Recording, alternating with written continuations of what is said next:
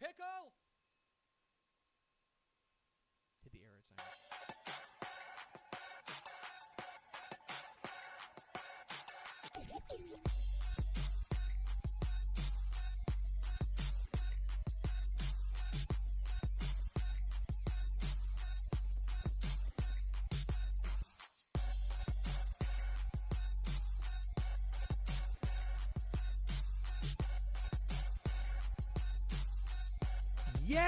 Yes, y'all!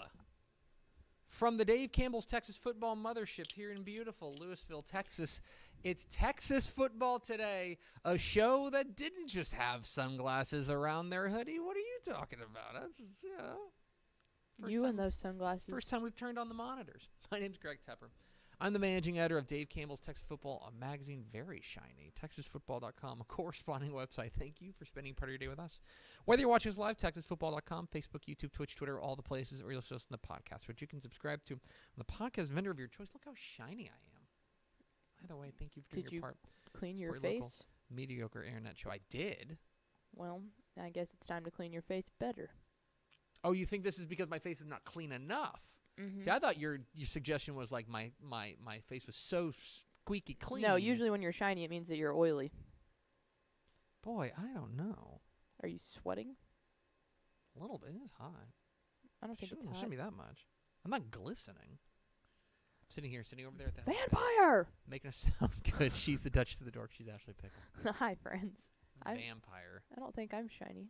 Maybe no, but you have makeup on. Correct. Yeah, I don't. Well, that's the problem. Get good. What I gotta do is I gotta start wearing makeup every day. I think it's just the well, then really get ready to start cleaning your face better. Or it on television. Yeah. I think I've told you this, but like when I started doing TV, Mm-hmm. my wife's cousin, who at the time was like 13, and now she's like 23. Because math. Because you're old. Because I'm old. Her only question was, "Do you have to wear makeup?" Mm-hmm. And I'm like, "Yeah, I guess I do. I don't know. Yeah. I do just wear powder. I'm a cover girl guy." Okay, there you go. Today is Friday, September 8th, 2023. 76 days until Thanksgiving. Happy birthday to Pink Oh, and nice. Wiz Khalifa. Oh, Big day. those are some good birthdays. Big birthday. September 8th. Good day. Yeah. Oh, yeah, happy birthday to them. It's also the birthday of WCW champion David Arquette. It's episode 1646. On today's show, folks, got Craven Bets. Mike Craven's best plays for the college football weekend across the state of Texas, including, what's he think about Texas and Alabama? Mm-hmm. We'll get into that. And then back half the show, it's Helpful Honda Mailbag Friday. We asked, you answered. We solicited your questions for Helpful Honda Mailbag Friday. We're going to do that on every Wednesday because we need to gather up all the questions and put them in a little basket and present them. So we appreciate you getting your questions, and we'll answer a bunch of them coming up here at the back half of the program. Hope you'll go to texasfootball.com/subscribe to become a Dave Campbell's Texas Football subscriber. And remember, tonight is Dave Campbell's Texas Football Tonight with the debut Greg of Powers. Greg Powers. Let's go. Professional football analyst. It's going to be great. Dave Campbell's Texas Football Tonight. Tonight, 7:30 p.m. The name is great, except in promos. Yes, correct. Yeah, 7:30 it gets really hard when Mallory and I are announcing the Spotlight games on WTF on Thursday. Oh, yeah. And it's like, tune in to Texas Football Tonight tomorrow. 7:30 p.m. tonight on YouTube and on TexanLive.com. For free. For free. TexanLive.com. All right, Pickle. It is time for Craven Bets. Craven Bets is our weekly college football financial advice segment Where we with make money. our financial advisor, Mike Craven, and he's got some plays for you. Here is Craven Bets.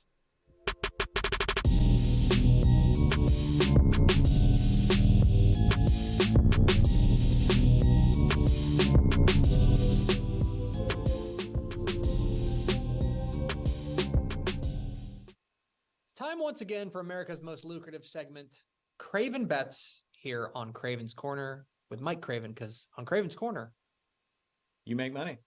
And I want to give you one of the most sincere compliments I think I can offer you. I think last week might have been your most impressive week. You only went 3-2, right? So the numbers are not going to be overwhelming.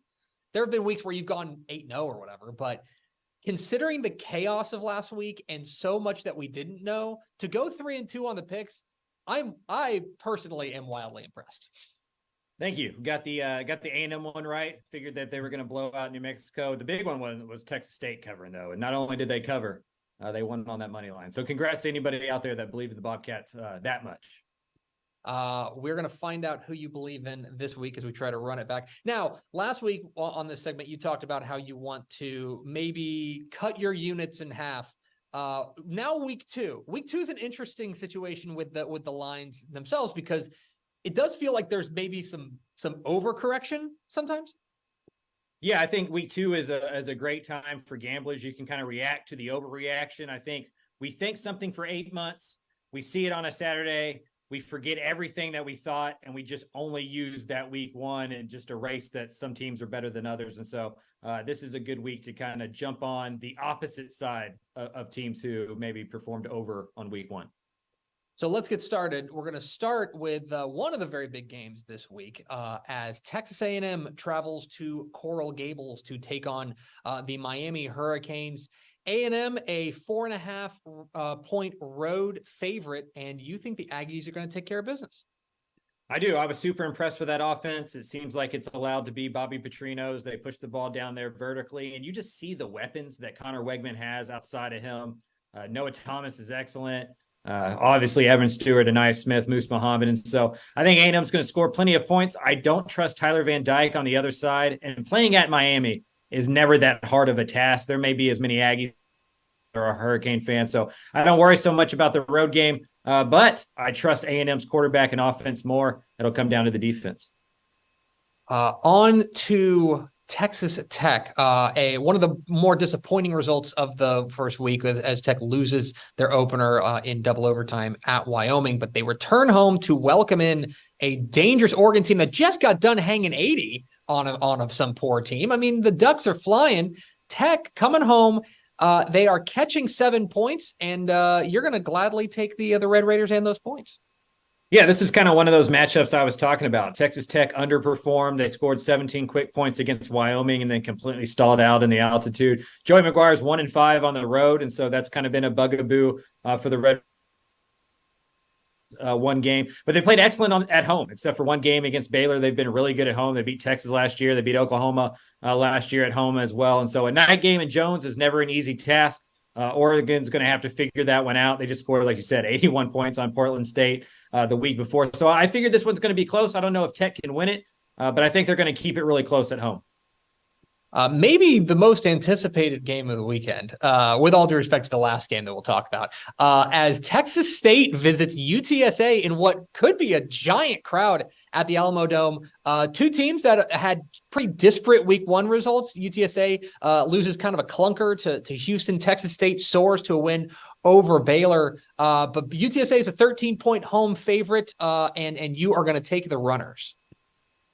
Yeah, I'm doing the same thing I just did with Texas Tech, Wyoming, right? Texas State had the best performance of week one. Like, that was incredible to go into Waco and do what they did. Shout out to GJ Kinney. That staff is full of superstars. They're going to win a lot of football games in San Marcos, but I don't think they're going to win this one.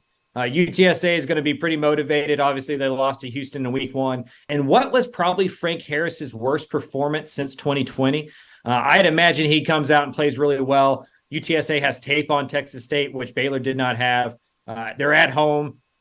Motivation. Jeff Traylor doesn't lose 2 games in a row very often. So give me the Roadrunners by 2 touchdowns or more. On to Norman, where the SMU Mustangs will pay a visit to the Sooners of Oklahoma, who no notes on the Sooners in week one. They made Butch Jones cry on the sideline in week one against Arkansas State. SMU looked awfully good in their opener against Louisiana Tech. Going to Norman's no picnic. SMU's a 15-point road dog, but you think you'll take the ponies and the points? I think they have the offense to keep it close enough. Preston Stone's really good quarterback. RJ Maryland's great at tight end. They have plenty of weapons out wide. Jake Bailey returned from injury, the former Rice transfer. So they're loaded outside there. They're going to score. They're going to run the football. LJ Johnson looked great in his first game as a Mustang. What excited me for SMU, though, was the defense. I know it's La Tech, but they put up points. Sonny Cumbie is a really good offensive coach. He's the head coach there at La Tech, and SMU shut them down for most of that game. Momentum is really high on the Hilltop. They're joining the ACC, obviously, in 2024. They got this whole like Power 3 thing going on, right, where they're saying they're in the third best conference. And if that's true, just think about this for a second. There are 3 teams in the state of Texas in one of those 3 conferences. It's Texas, Texas A&M, and then SMU, which is wild, right? And so they have plenty of belief there. I think they're out to prove a point. And again, we don't need SMU to win this game. We don't even need SMU to lose this game by 10 points. We just need SMU to keep it to within 14 points. I think they're able to do that, even if it's kind of late where they're still playing and maybe Oklahoma takes their foot off the gas. Yeah, that's got big backdoor cover potential there. A 21-point game becomes a 14-point game with 30 seconds left. Let's round it out with the game of the week, I think, across the nation, as the Texas Longhorns go on the road to visit the Alabama Crimson Tide. It was a nip and tuck affair last year in Austin. This year, Alabama is a 7-point favorite at home. Texas catching 7 points, and you're going to take the Horns and the points. I almost left this one off because I don't have that great of a feel on this one, but it feels like such a big game that we need to put it on the corner here. The talent level's pretty even. I think Texas has some edges, like maybe at quarterback, maybe out wide, maybe in the secondary. Alabama's huge on the offensive line. They're always good in the front 7 defensively. Obviously, Nick Saban has the coaching edge over Sark, even though I think Sark is a good coach. I mean, we're talking about Nick Saban, right? So this is going to be a really good game. I think it's going to be a close game. I think it'll look a lot like last year where it comes down to 3 or 4 plays. And again, we don't need Texas to win. We just need to keep them close on the road. I think Texas can do that. There you have it. Your week 2 college football picks here on Craven Bets, on Craven's Corner, because on this corner, we make money. There it is, Craven Bets. Mike Craven's financial advice for the upcoming weekend. And as I mentioned, he went 3-2 last week, which, considering the chaos of last week, I think is pretty great. Because we stay winning here on Craven Bets. We are Texas Football Today. We're here every weekday at noon on TexasFootball.com, talking football on the Lone Star State. You can follow us on Twitter at DCTF, like us on Facebook, Facebook.com/Dave Campbell's. Follow us on Instagram, Instagram.com/Dave Campbell's, and of course, see us at TexasFootball.com. Coming up here in just a moment, Helpful Honda Mailbag Friday. We're answering your questions about high school football, college football, recruiting, lifestyle, romance, travel, all the fun stuff. But first, a word from these goods and services. Born and bred in Texas hits a little different, as it should. Texas loves doing business with fellow Texans. VCR Now takes its Texas roots as seriously as its many partnerships with schools and universities around the state. It's also why we're so proud to promote our brand in the pages of the Texas Bible, Dave Campbell's Texas Football, and on the airwaves of Texas Football Today. Driven by producing quality broadcast video, state-of-the-art audio, and LED video scoreboards at affordable prices, VCR Now makes sure to listen to your needs in its athletic department before recommending the next best steps. Building great products is our business, and it's our focus on building meaningful, long-term partnerships with our clients that sets us apart. From our 24/7, 365-day help desk, the training lab in our hometown of Red Oak, or our sports marketing business plan that puts money back in the hands of our athletic departments we support, VCR Now is built to last. Reach out to us today at info@vcrnow.com or by calling 855-GO-VCR-NOW. Again, that's info@vcrnow.com or by calling 855-GO-VCR-NOW.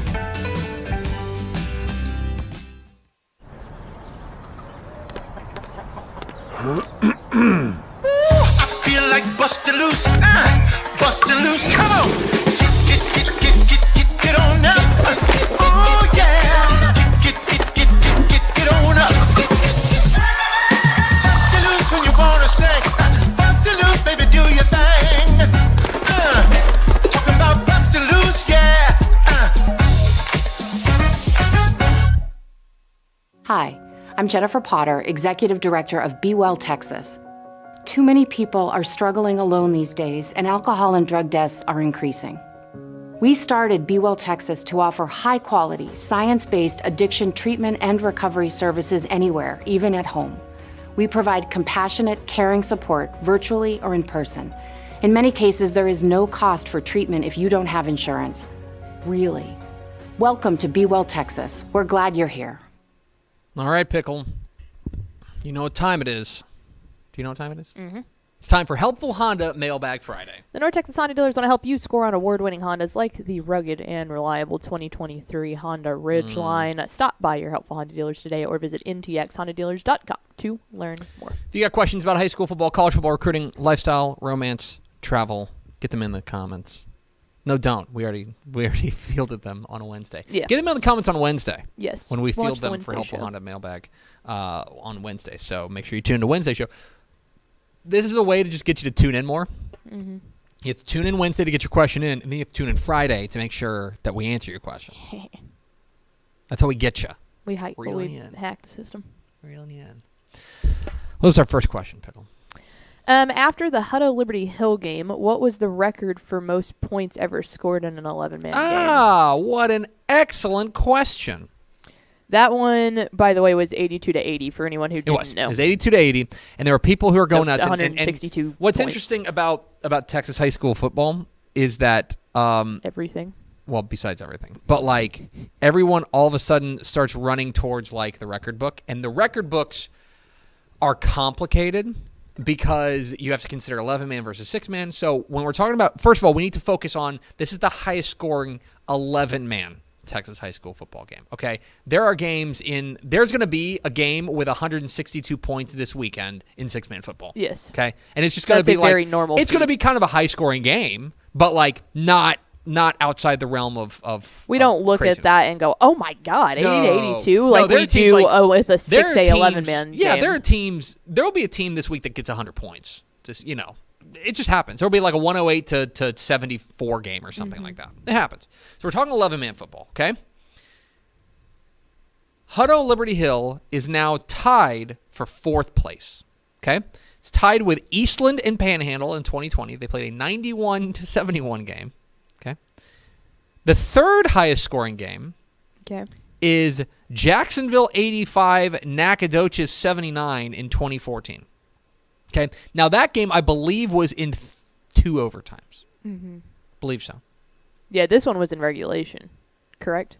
Hold on, it gets better because I could tell my favorite Texas high school stories. That was Jacksonville beating Nacogdoches in 2014, 164 points. The second highest scoring game, Jacksonville 84, Nacogdoches 81 in 2010. Okay, there's a trend. Okay, 4 years apart, they played 2 of the 3 highest scoring games in Texas high school football history. Now, that game was 5 overtimes. I think. Might have been more. But, like, I remember that game distinctly, like, that being, like, the at the time, the highest scoring game in Texas high school football history. Mm-hmm. But it's not the highest scoring game in Texas high school football history. That belongs to Bells 94, Celeste 74 in 2016. It was 60-60 at halftime. It was 60-60 at halftime. Bell's quarterback, Brian Ponder, threw 6 touchdowns and ran for a pair of scores. Jacob Taylor ran for 4 touchdowns as well.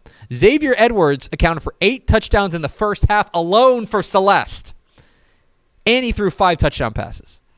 And by the way, that is since 1951.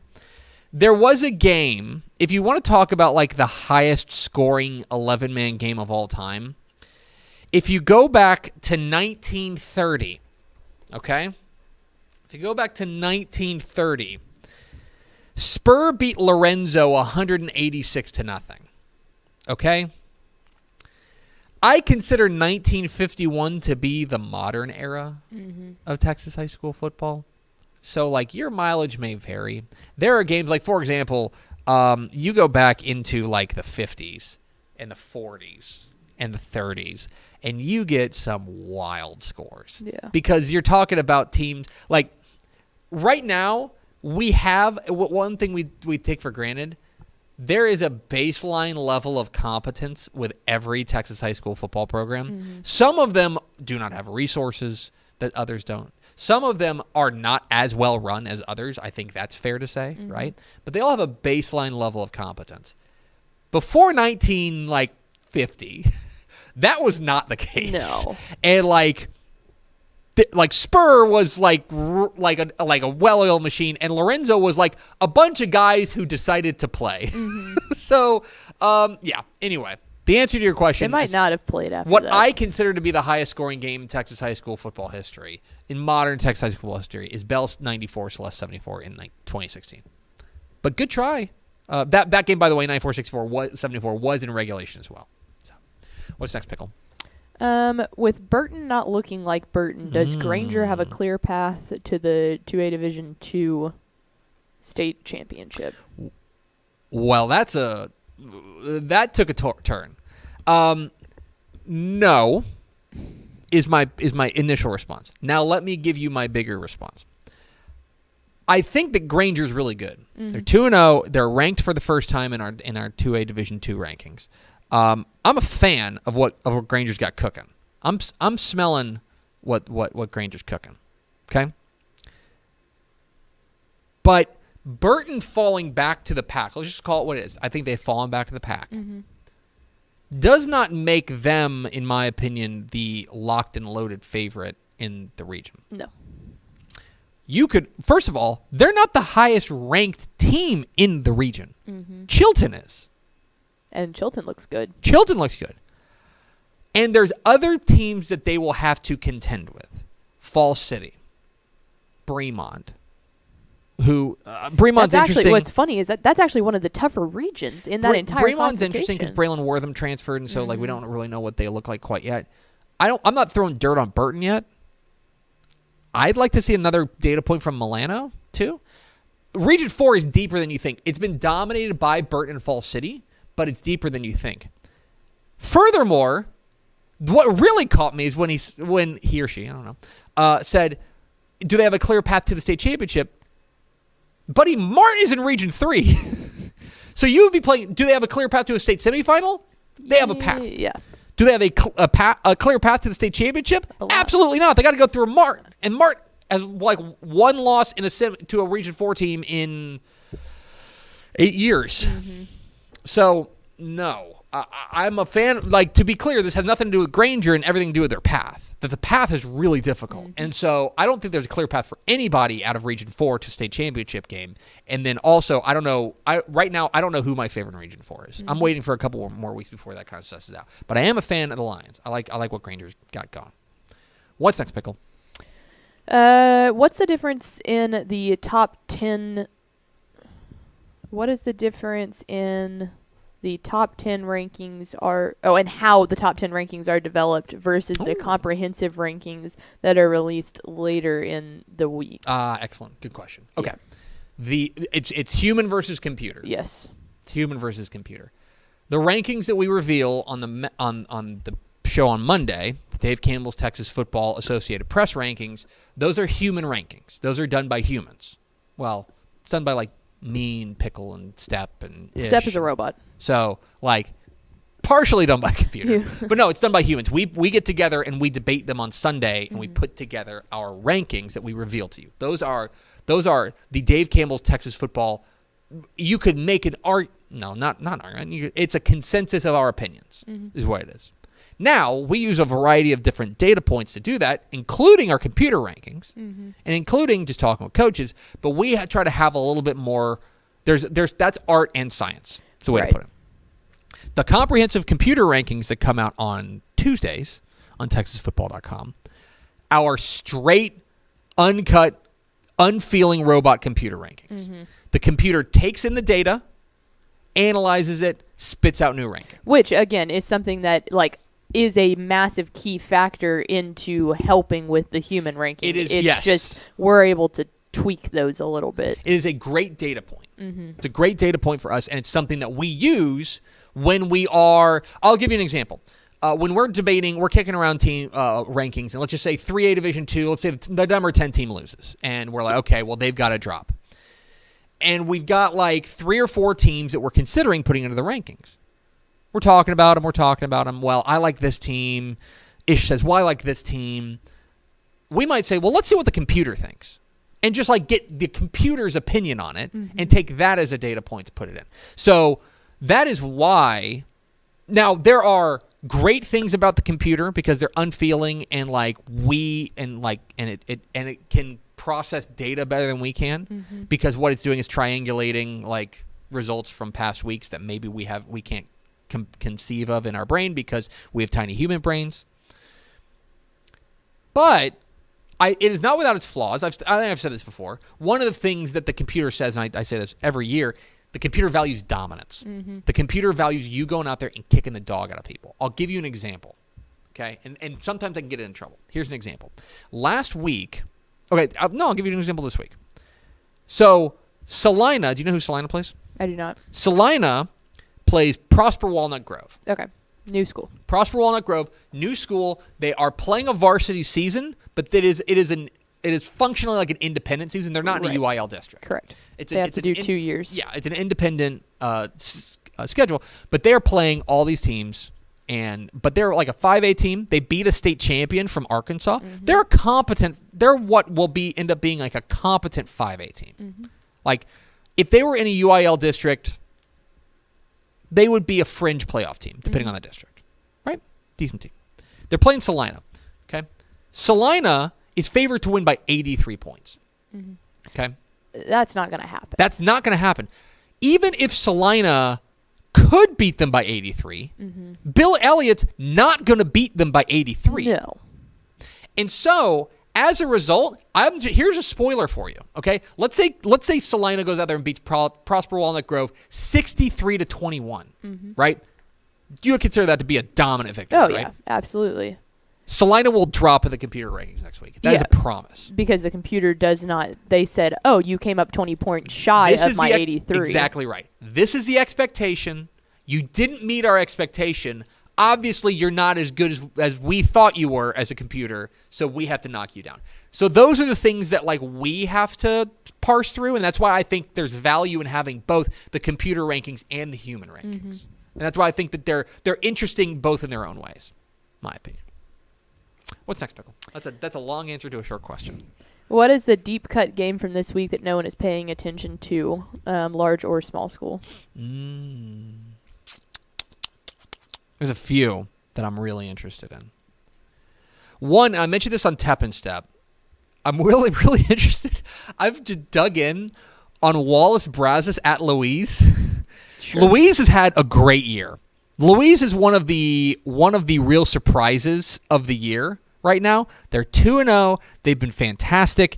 They got a big upset win over Danbury in the opener. That's a 3A team, and then they beat Bloomington last week. Their defense has been very solid. I love what Manny Freeland is doing in his first year there at Louise. Now they take on Wallace Brazos in a battle of 2-0 teams, and this is a real prove-it opportunity for Louise. That's a deep cut game that I'm really into.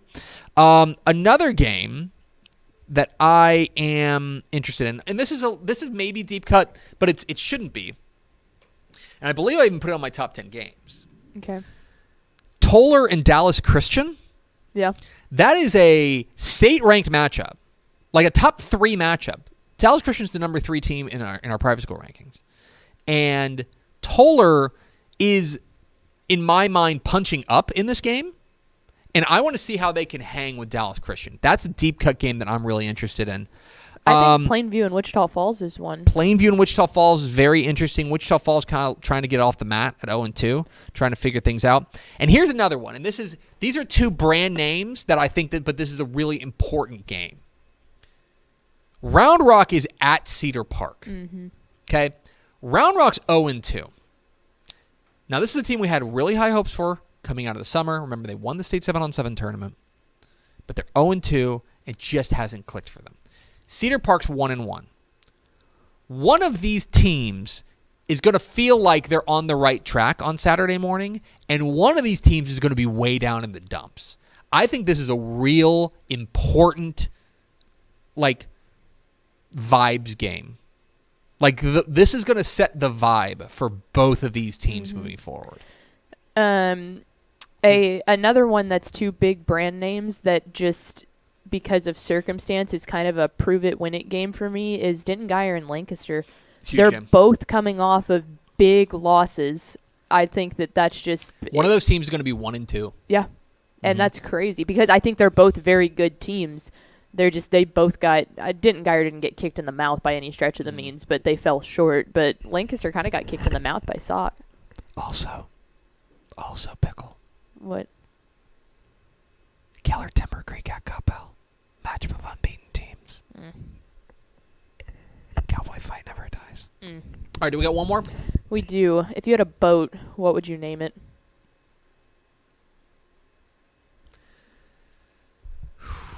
So my dad has a boat. Does it have a name? The Chief. That rules.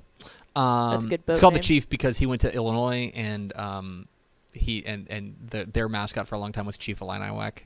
And he has some feelings about them taking away his favorite mascot. So he named his boat the Chief. Find a boat. First of all, like, boats. I like being on boats, but boat ownership scares me. No. Like, I don't want to maintain that. I don't want to. I do. I really do. I just don't have a vehicle that could pull a boat. That's my the thing. main There's thing. so many accessories that go with it. I've always said even just a jet ski for right now would be great, but I just don't have I would have to make the investment in a new car and make the investment in a jet ski. Do you know what I bet could pull a jet ski? A rugged and reliable 2023 Honda Ridgeline. Hook me up. If I had a boat. I don't know what I would name mine. I don't know. That's a good one. I should have thought about this. I don't know. There's definitely a pun with, like, my name. Like a nautical pun. Like. Is there? I don't know. I'm not coming up with it right now. I need my community coffee to kick in. I don't know. What would you name your boat? I don't know. I think I would lean something with like sun, like sunshine, Oh. sunny, sun something. Sun Pickle? No. Why does it have to be pickle? Because your name is Pickle. How can you not embrace the fact sea that pickle, your last like name- that. Sea cucumber. The sea cucumber. That's not bad. The sea cucumber. That's not bad. That would be good. See? See, but it wouldn't make sense if it was a freshwater boat. Hmm. It's not the sea. That would be the lake cucumber, which just kind of sounds gross. Kind of sounds like a baby Ruth at the bottom of the pool. Yeah. You know what I mean? She's like, oh, Yeah. God, who dropped Look the at that cucumber Yeah, in the who lake? dropped the lake cucumber in the pool? lake That's like the cucumber. code for when some little kid poops in the pool. Like some people call it code brown, some people call it the lake cucumber. That happened at Hank's swim lessons. Man, that's the worst. Some kid deuced in the pool. Not cool. And I can't remember what. There was, it's escaping me now, but they had a very funny, like, way of alerting I've it. always heard code brown. Code Brown, yeah, that's tough. Not ideal, because then you got to drain the whole pool. The other thing is, and you got to, like, shock the pool and stuff. Yeah. The other thing about It's a the process. naming a boat is that it depends on what kind of boat it is. Like, a pontoon boat and a speedboat cannot have the same name. Like, or they can, but it needs to fit both of them. Yeah, and it's funny because I don't ever think about naming like a normal boat, like a recreational boat that you see out on the lake. I always think of like when I think of naming a boat, I think of Rowboat. like, correct, a float, a yacht. I think of it doesn't have to be a yacht, but just one of the more bigger leisure boats, not Yeah. just a regular pontoon or like a wakeboard boat. I'm gonna say that I would probably name it after something football related because it's probably what's paying for the boat, right? It's fair. I think my dad just always calls ours like Das Boot, like Das the Boot. like the boot. Das Boat. Yeah, I don't know. You know, it's bad luck to not have a boat without a name. that's fair. Do you name your cars? I did. My red. I had a red car that was the Red Baron for a long time. Nice. Yeah, but that's the only car I've ever named. The rest of them are just. I've had 2 cars, and they Okay. both had names. I will tell you this, Honda. Hook me up with one of those rugged and reliable 2023 Honda Ridgelines. You can name my car whatever you want. That's going to do it for us, but we've got one last thing to do, Pickle, and that is to roll out the winner of the Week 2 Mr. Texas Football Player of the Week. Dave Campbell's Texas Football, in conjunction with the TaxAct Texas Bowl, is proud to present the Mr. Texas Football Player of the Week award to the most deserving high schooler in the state of Texas. Each Monday, TexasFootball.com announces 10 candidates for that week's award based on the previous week's on-field performance. Fans then decide the winner by voting on TexasFootball.com. Congratulations to this week's winner of the Mr. Texas Football Player of the Week award. For more information, visit TexasFootball.com.